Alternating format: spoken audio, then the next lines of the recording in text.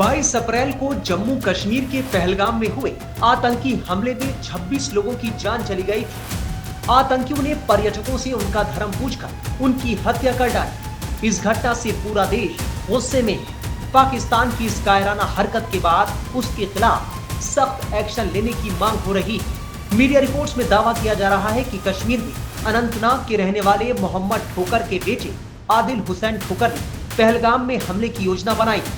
खबर है कि उसने ये योजना पाकिस्तान में बैठे लश्कर-ए-तोयबा के कमांडर सैफुल्ला कसूरी और अबू मूसा के साथ मिलकर बनाई। आदिल फिलहाल फरार है। जांच एजेंसियां और पुलिस उसकी और उसके साथियों की तलाश कर रही है। 20 साल का आदिल 2018 में दक्षिण कश्मीर में आतंकियों के जनाजे में दिखने के बाद सुर्खियों में आया था। 2018 में ही वो वैलिड ट्रैवल डॉक्यूमेंट के जरिए वाघा बॉर्डर से पाकिस्तान गया और गायब हो गया। खबरें आई कि वो लश्कर-ए-तैयबा में शामिल हो गया है। 2024 में उसे फिर से राजौरी पुंछ इलाके में देखा गया। इसी साल की शुरुआत में वो घुसपैठ करने वाले आतंकवादियों के साथ भी दिखा था। 2024 में नियंत्रण रेखा पार करके वो भारत में वापस आया। जम्मू क्षेत्र के डोडा और किश्तवाड़ इलाके में वो सक्रिय था। रिपोर्ट्स के मुताबिक आदिल को हाल ही में बैसारन इलाके में देखा गया था। आदिल हिजबुल मुजाहिदीन से जुड़ा है, लेकिन वो एलएटी के संगठन द रेजिस्टेंस फ्रंट के साथ मिलकर काम करता आया है। बता दें कि टीआरएफ ने ही पहलगाम हमले की जिम्मेदारी ली है। बताया जा रहा है कि चश्मदीदों ने आदिल को गोली चलाते हुए देखा था।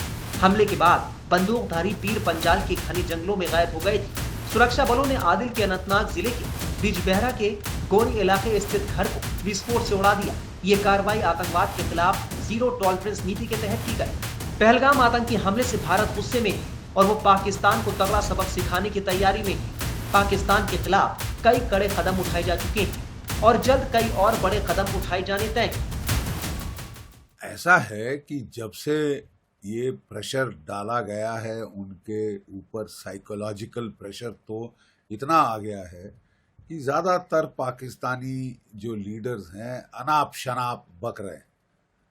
कल उनके डिफेंस मिनिस्टर साहब ने कहा कि 30 साल से हमने टेररिज्म करी, वो अमेरिका के लिए करी, वेस्ट के लिए करी, हमें बड़ा खेद है कि हमने गलती करी, और लेकिन 30 साल हमने टेररिज्म का सपोर्ट दिया।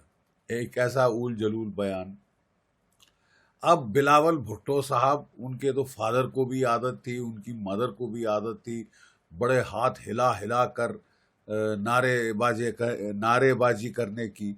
तो वो जो कह रहे हैं कि इंडस में या तो पानी बहेगा या खून बहेगा, बड़ा साउंड्स वेरी इम्प्रेसिव।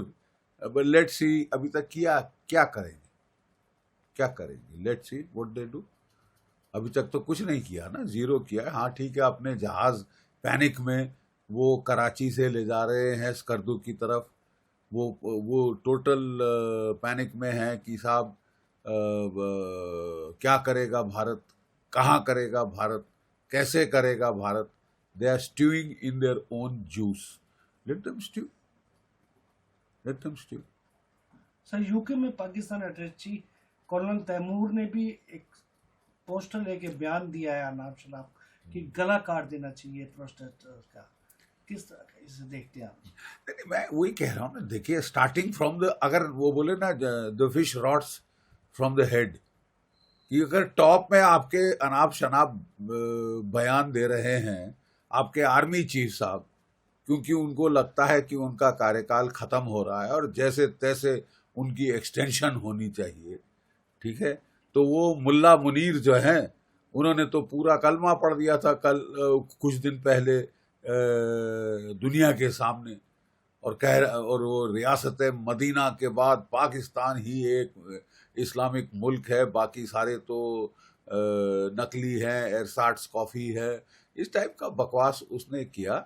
और उसके चंद दिनों के बाद हम देखते हैं कि पहलगाम में जिस तरह का घिनौना अटैक, कम्युनल अटैक उन्होंने किया, टेररिस्ट ने चुन चुन के जो है हिंदुओं को मारना शुरू किया after the speech of the army chief. तो अगर पाकिस्तान का कर्नल तैमूर जो डिफेंस अटैचे है यूके में, वो भी इस तरह के इशारे कर रहा है कि हम गर्दन काट देंगे, हम गर्दन काट देंगे। वैसे इन्होंने वाकई में कोशिश करी है कई बार। इनकी बॉर्डर एक्शन टीम्स वगैरह आके रात को आई हैं, हमारे लड़कों की गर्दनें काट के गई हैं, और फिर इनकी भी गर्दनें कटी। तुम गर्दन काटना केवल तुम्हारा काम नहीं, हमारे पास भी बेनट है, चाकू हैं, कमांडो नाइव्स हैं। अगर आप इस तरह के उल्टे सीधे हरकत जानवरों जैसी करोगे तो आपको उसी भाषा में जवाब दिया जाएगा।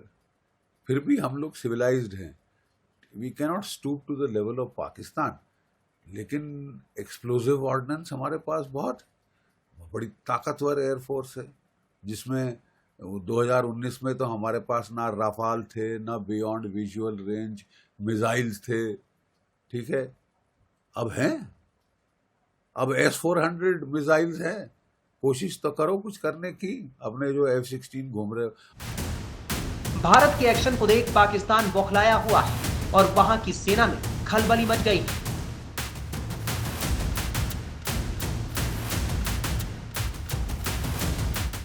और मैं आपको एक चीज बता दूं, और ये काफी एक्सप्लोजिव रेवलेशन है। 50% जो F-16 फाइटर हैं, खबरें आई हैं कि वो अनसर्विसेबल, उड़ नहीं सकते, ठीक है। काम हो रहा है उनके ऊपर, ओवरऑल हो रहा है। काफी पुराने जेट हो गए हैं ये। J-17 फाइटर आधों के रडार काम नहीं कर रहे, और पाकिस्तान की एयरफोर्स का चीफ बिल्कुल पैनिक में है कि साहब थोड़ा टाइम दीजिए ताकि मैं सब ठीक कर लूँ, ठीक है।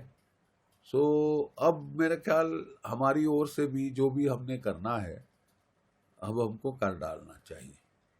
क्योंकि अगर वाकई में इनकी एयरफोर्स की इतनी पतली हालत है, then I think we should take it fullest advantage. क्यों हम इसको टाइम दें रडार रिपेयर करने का और F-16 सर्विसेबल करने का।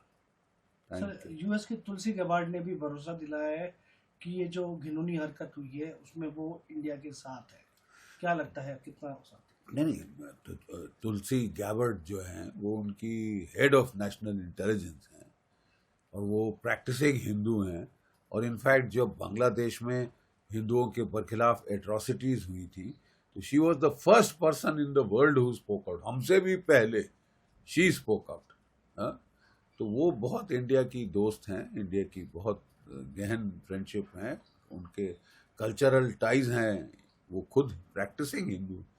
तो वो तो ज़रूर सपोर्ट करेगी। बहुत सारे जो उनके सीनियर सेक्रेटरीज हैं, secretary of state Marco Rubio, और जो डिफेंस सेक्रेटरी पीटर हेगसेथ वगैरह वगैरह, और कैश पटेल, ये लोग इंडियन ओरिजिन के ही हैं। ये लोग बहुत सपोर्टिव हैं इंडिया के। और प्रेसिडेंट डोनाल्ड ट्रंप ने भी बहुत सारा सपोर्ट देने की बात करी है। And I reckon that will be intelligence support,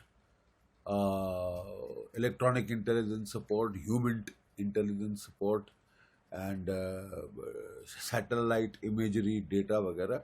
ये सब मुझे लगता है हमें मिलेगा। बहरहाल अब पूरी दुनिया की निगाहें भारत के अगले कदम पर हैं।